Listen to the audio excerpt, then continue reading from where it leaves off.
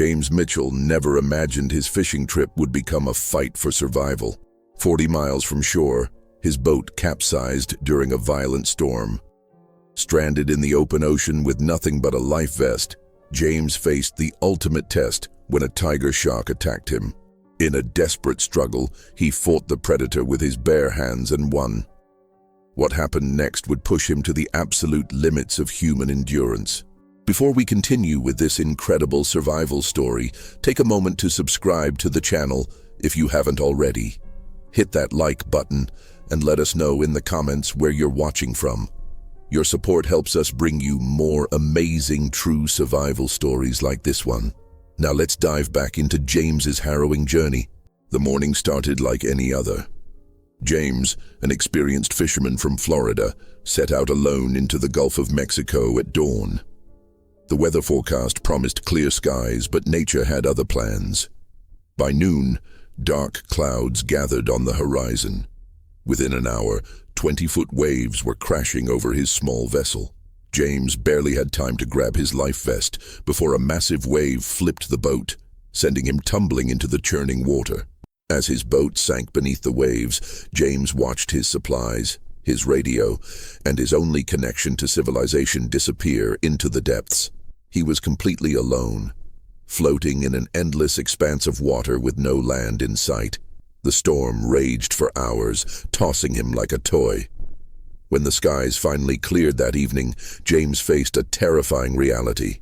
He had no food, no water, and no way to call for help. On the second day, exhausted and already weakening from dehydration, James noticed a dark shape circling beneath him.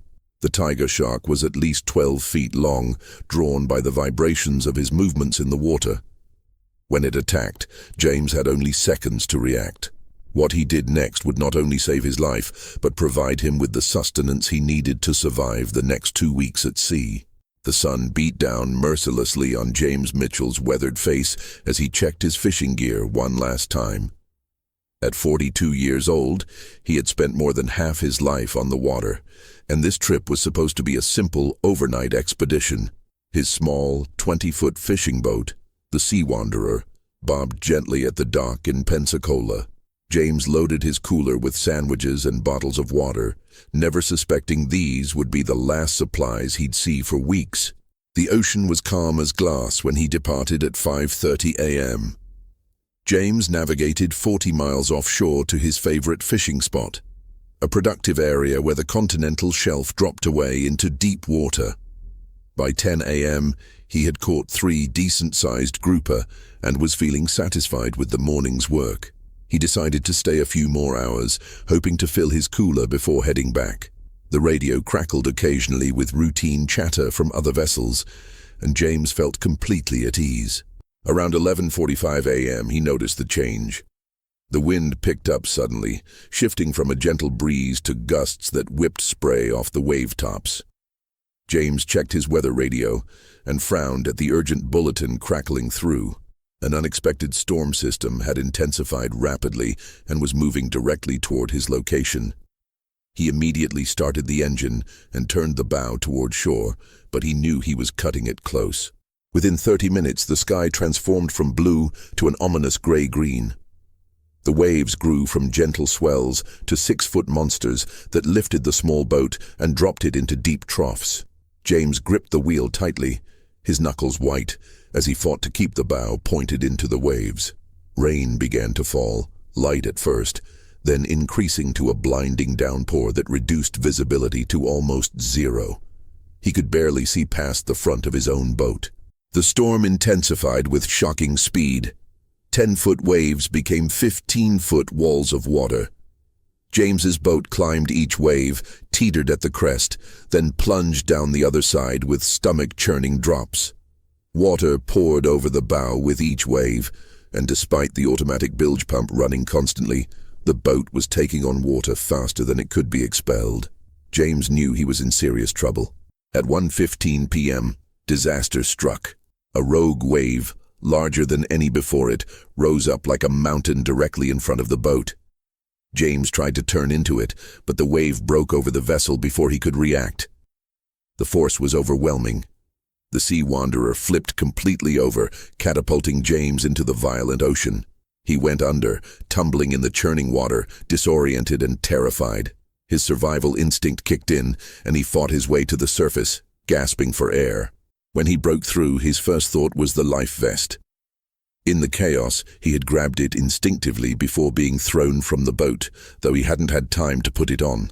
Now, treading water in the heaving seas, James struggled to get his arms through the vest and secure the straps. The orange flotation device would be his only companion for the coming ordeal. He looked around frantically for the Sea Wanderer and spotted it 30 yards away, upside down and rapidly taking on water. James swam toward the boat as hard as he could, fighting the waves and wind. He reached it just as it was beginning to sink. He dove under, trying to retrieve supplies from the cabin, but the boat was already too flooded. His lungs burning, he surfaced empty-handed. He watched helplessly as his boat, his livelihood, slipped beneath the waves and disappeared into the dark water below. Everything was gone. His radio, his emergency beacon, his supplies, his phone. He was completely alone. The storm continued to rage for another 5 hours. James had no choice but to surrender to it, letting the waves toss him around while he focused solely on keeping his head above water. He tried to remain calm, conserving energy and trying not to think about what lurked in the depths beneath him. The life vest kept him afloat, but every wave threatened to pull him under. His body grew increasingly exhausted from the constant battle against the sea. As evening approached, the storm finally began to subside. The waves diminished, the wind calmed, and the rain stopped. An eerie silence fell over the ocean. James floated in the growing darkness, scanning the horizon in every direction. There was nothing, no boats, no land, no lights, just endless water stretching to meet the sky. He was farther from shore than when the storm hit, carried by powerful currents into the vast emptiness of the Gulf. As the first stars appeared above, James realized the horrifying truth. No one knew where he was, and rescue might never come. The first night was the longest of James's life. Floating alone in the darkness, every sound became a potential threat.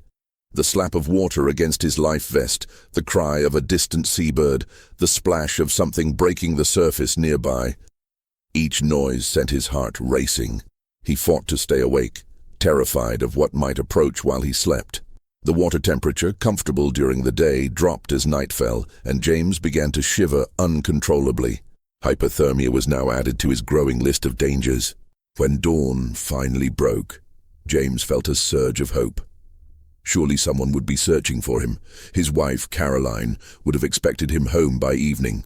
When he didn't return, she would have called the Coast Guard. He scanned the sky constantly, looking for search planes or helicopters. He listened for the sound of boat engines. But as the morning wore on, he saw and heard nothing. The ocean remained empty and indifferent to his plight. The sun climbed higher, and with it came a new torture: thirst. James's throat was already dry from the saltwater spray he had swallowed during the storm. His lips were cracked and painful. He knew the cardinal rule of survival at sea: never drink salt water, but the irony of being surrounded by water while dying of thirst was not lost on him. He tried to produce saliva by thinking of cold drinks, but his mouth remained stubbornly dry. Dehydration was setting in quickly under the brutal sun. By midday, James was struggling to think clearly.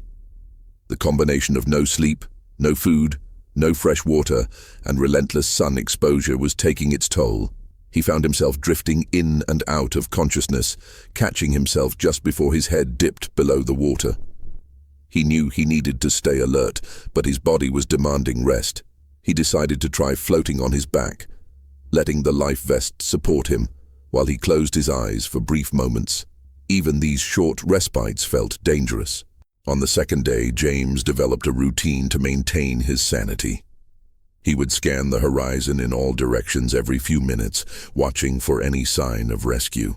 He counted waves, sang songs in his head, and recited memories from his childhood to keep his mind occupied.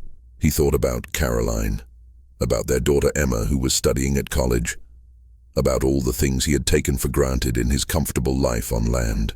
These thoughts both comforted and tortured him.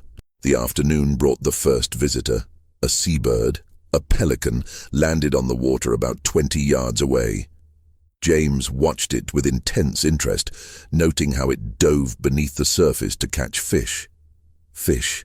The thought made his empty stomach clench painfully.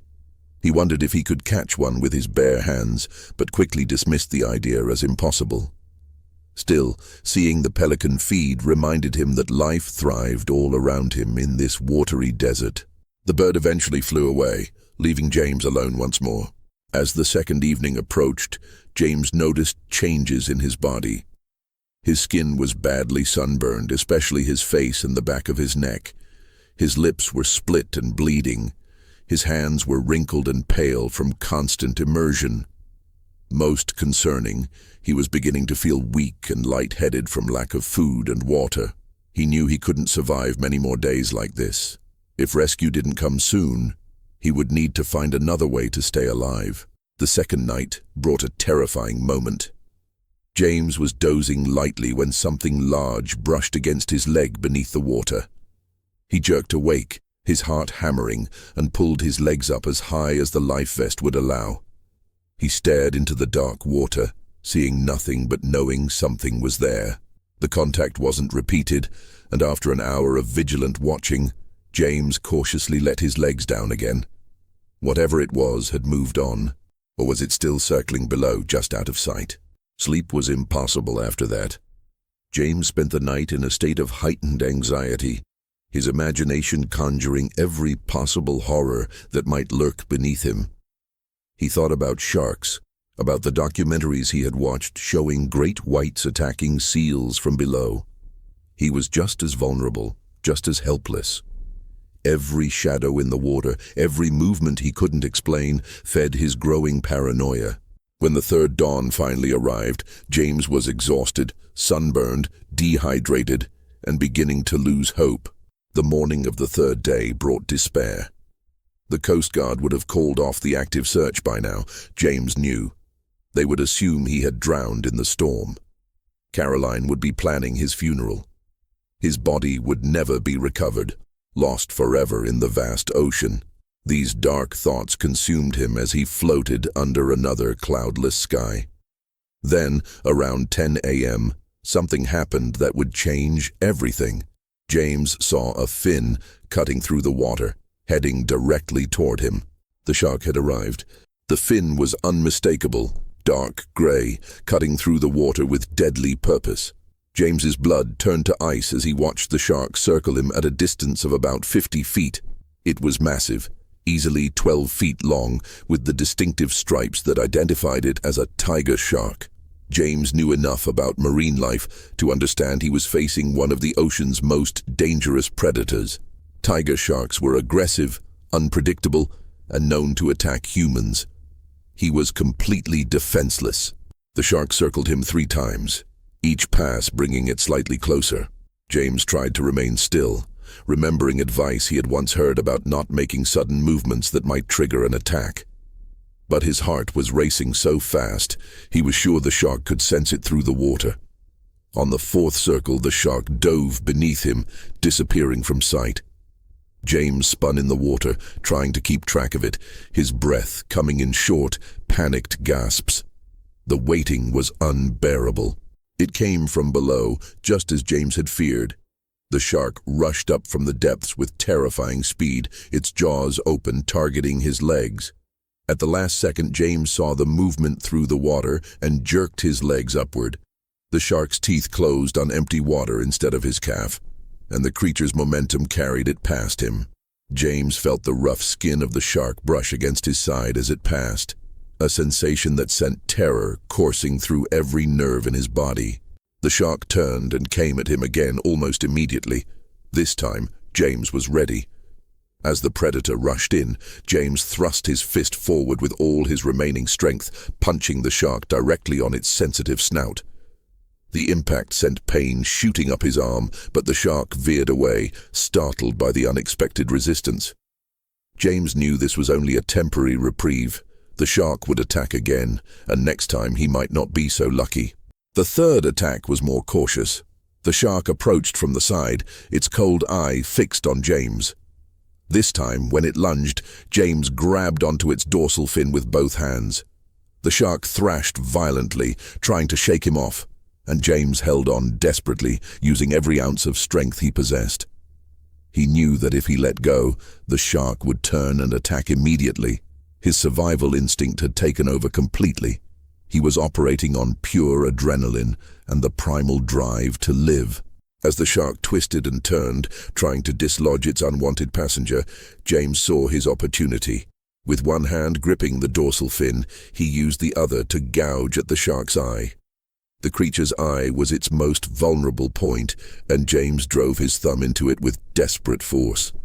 The shark went into a frenzy, spinning and diving, but James held on, his fingers deep in the eye socket.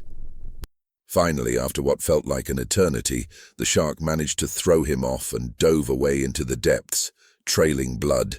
James floated on the surface, gasping and shaking from the encounter. His hands were bleeding from the shark's rough skin, and his arms felt like rubber from the exertion. But he was alive. He had fought a 12-foot tiger shark with his bare hands, and survived. As the adrenaline began to fade, however, James realized something important. The shark's blood was in the water, and blood attracted more sharks. He needed to get away from this area, but he had no way to propel himself effectively. All he could do was wait and hope the shark didn't return. 20 minutes passed. James's breathing slowly returned to normal, though his body continued to shake. He scanned the water constantly, looking for the telltale fin. Then he saw it. But something was different. The shark was moving sluggishly, swimming in erratic patterns near the surface. James realized his attack on its eye had done serious damage. The creature was disoriented, possibly dying. An idea formed in his mind, one that seemed crazy but might be his only chance for survival. If he could get to the shark while it was still weakened, he might be able to kill it completely. James knew he was taking an enormous risk, but he was desperate. He swam cautiously toward the wounded shark, ready to retreat at any sign of aggression. The shark didn't seem to notice him approach. When he was close enough, James grabbed the creature's tail with both hands. The shark thrashed weakly, but it no longer had the strength for the violent movements of before. James worked his way along the shark's body, staying to the side to avoid the jaws, until he could wrap his arm around the creature's head. What happened next was born of desperation and survival instinct. James used all his weight to push the shark's head down while pulling its body upward, trying to force water through its gills in the wrong direction. Sharks need to keep moving forward to breathe properly, and by manipulating its position, James was suffocating it. The shark struggled for several minutes, but James held on with grim determination. Finally, after one last shudder, the creature went still. James had done the impossible. He had killed a tiger shark with his bare hands. Now came the next challenge, using it to survive. James floated beside the dead shark, his chest heaving with exertion and disbelief at what he had just accomplished. The creature was enormous up close, its bulk representing both a gruesome reminder of his near-death experience and a potential lifeline for survival. But he had no knife, no tools of any kind. How could he possibly access the meat inside this thick-skinned predator? The answer came slowly. The shark's own teeth. With considerable effort, James pried open the shark's jaws. The rows of serrated teeth were terrifying even in death, each one designed to tear through flesh with ease. He worked carefully, wiggling one of the larger teeth back and forth until it loosened from the gum. After several minutes of painful work, the tooth came free.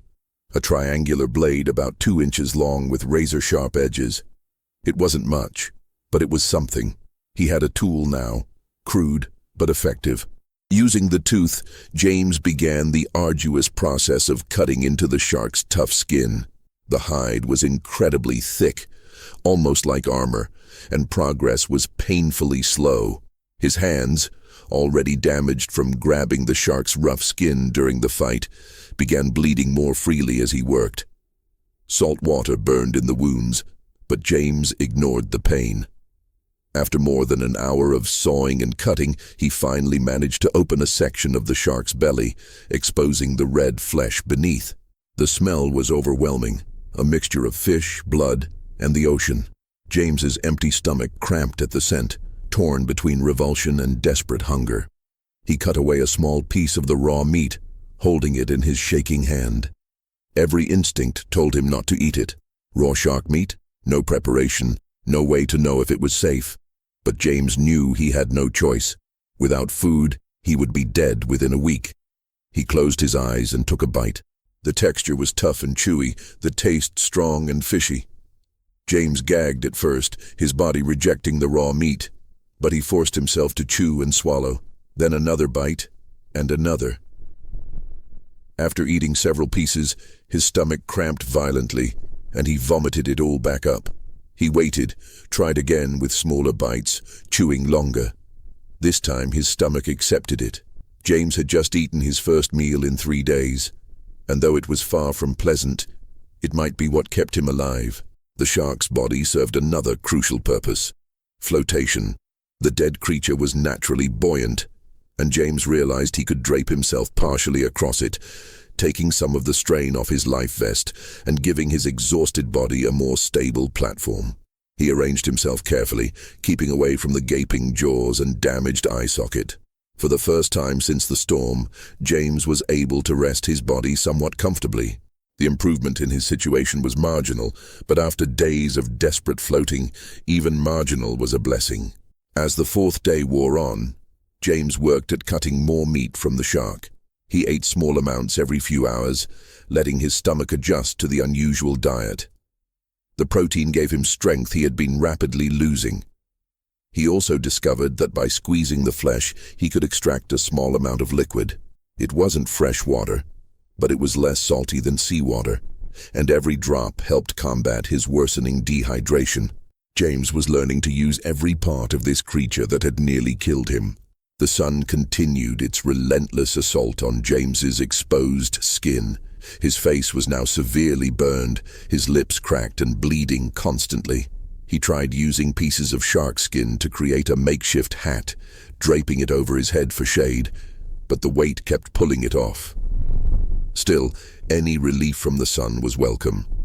The combination of sunburn, dehydration, and exhaustion was making him increasingly delirious. He found himself talking to the dead shark, thanking it for saving his life, apologizing for killing it. On the 4th night, James experienced vivid hallucinations. He saw rescue boats that weren't there, heard his wife calling his name, felt solid ground beneath his feet. Each time he snapped back to reality, the disappointment was crushing. The psychological toll of his ordeal was becoming as dangerous as the physical challenges. He knew that people could survive weeks without food, but only days without water. His improvised method of extracting liquid from the shark meat wasn't enough.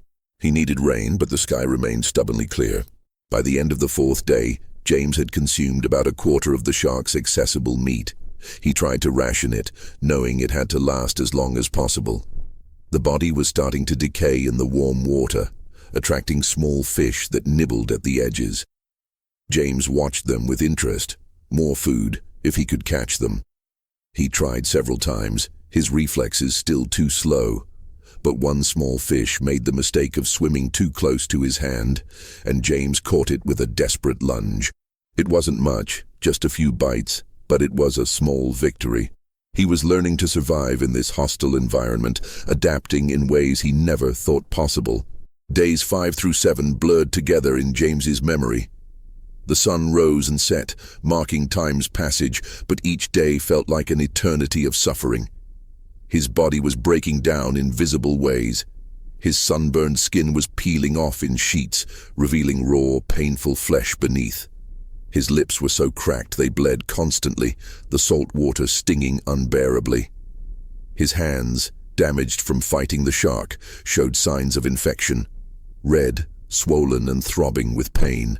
Yet somehow, impossibly, he continued to survive. The shark meat was lasting longer than he had initially hoped.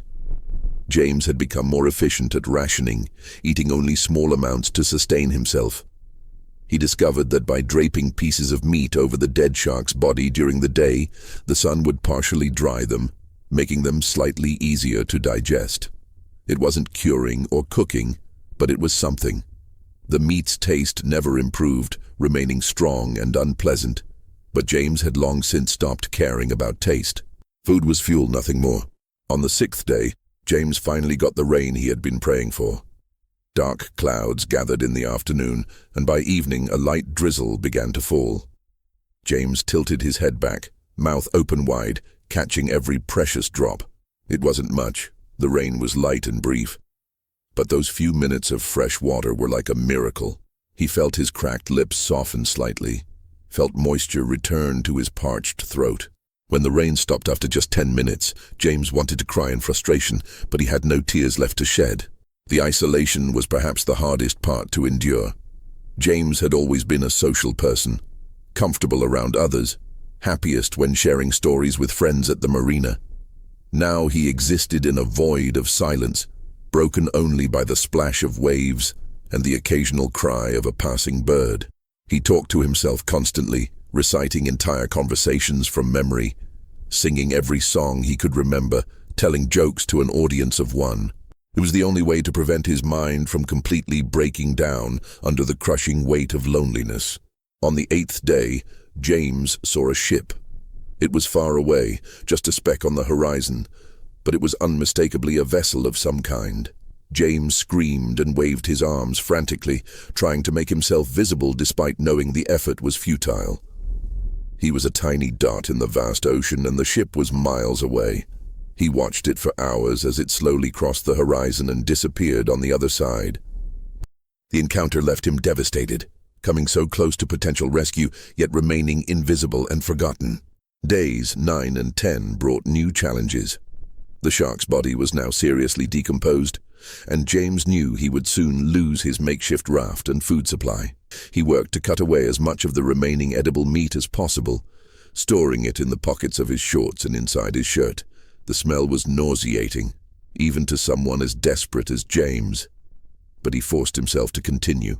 When the shark finally began to sink on the 10th day, James had to let it go, watching his lifeline disappear into the depths below. Without the shark's body to support him, James was back to depending entirely on his life vest. His body had weakened considerably over the past 10 days. He had lost significant weight, his ribs now clearly visible through his sun-damaged skin. His infected hands were getting worse, the swelling spreading up his forearms. He knew he was in serious trouble medically. Even if he somehow managed to keep getting food and water, infection or organ failure could still kill him. But he refused to give up. Caroline was waiting for him. Emma needed her father. He would survive. Day 11 brought an unexpected gift.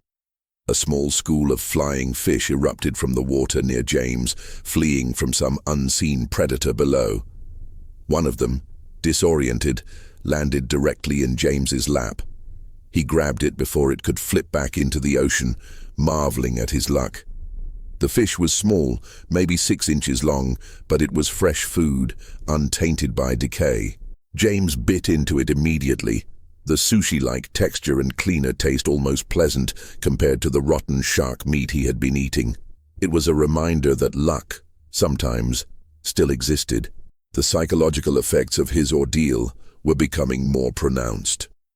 James found himself losing track of time, unsure if minutes or hours had passed. He had vivid dreams that felt more real than his waking state, and he sometimes couldn't distinguish between the two. He would snap awake, or think he was awake, and have conversations with people who weren't there. His daughter, Emma, visited him frequently in these hallucinations, sitting on the water's surface as if it were solid ground, telling him about school and encouraging him to stay strong. On day 12, James noticed he was starting to drift in a different direction. The current had changed, pulling him toward the southeast instead of the aimless circling he had been doing. He had no idea if this was good or bad, if it was taking him closer to land or farther away. All he could do was surrender to the ocean's will and hope that fate would be kind. He floated on, eating the last scraps of shark meat, catching rain when it came, and holding on to life with stubborn determination. Somewhere, somehow, there had to be an end to this nightmare. Day 13 began like all the others, with James floating in endless blue, his body ravaged by sun and salt, his mind teetering on the edge of complete breakdown. But something was different this morning. The water around him had changed color, appearing slightly greener than the deep blue he had become accustomed to.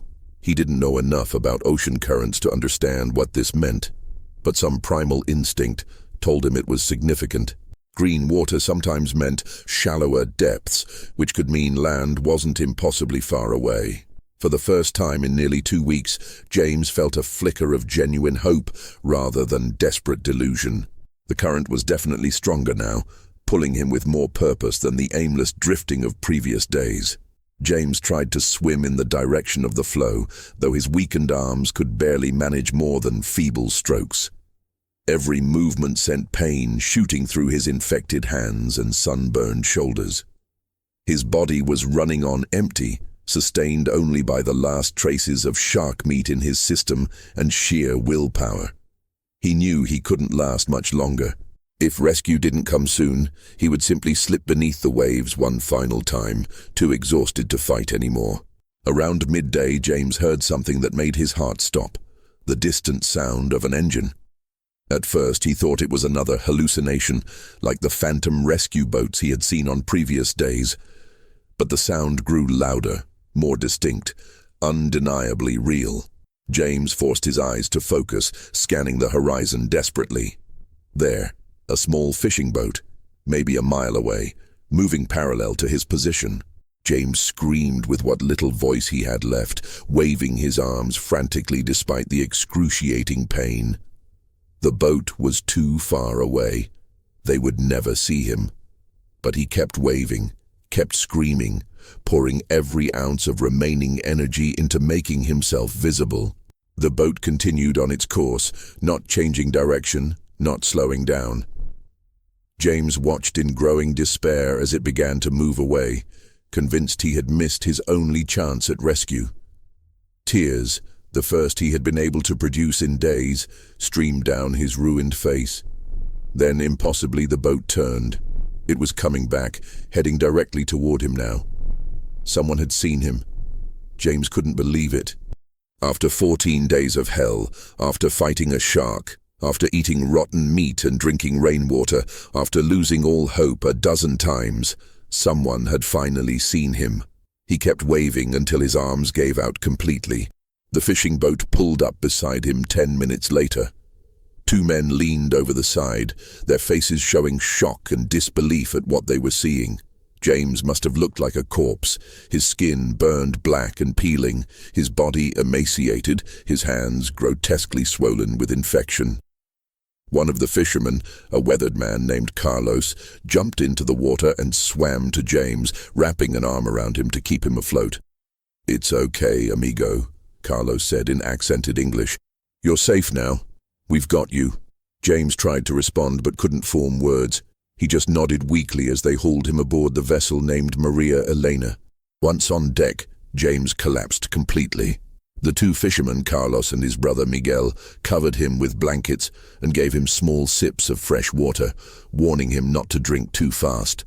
They radioed the Coast Guard immediately, reporting they had found a man adrift, severely dehydrated and injured, approximately 60 miles south of Pensacola. The Coast Guard responded they would dispatch a helicopter immediately. James lay on the deck, barely conscious, listening to the conversation like it was happening in a dream. After 2 weeks of silence, hearing Spanish voices on the radio felt surreal and wonderful. Carlos asked James what had happened, but James could barely speak through his damaged throat and cracked lips. He managed to whisper "storm" and "shark," which made both brothers exchange glances of amazement. They gave him small pieces of bread soaked in water, which his stomach accepted gratefully after rejecting the first few bites.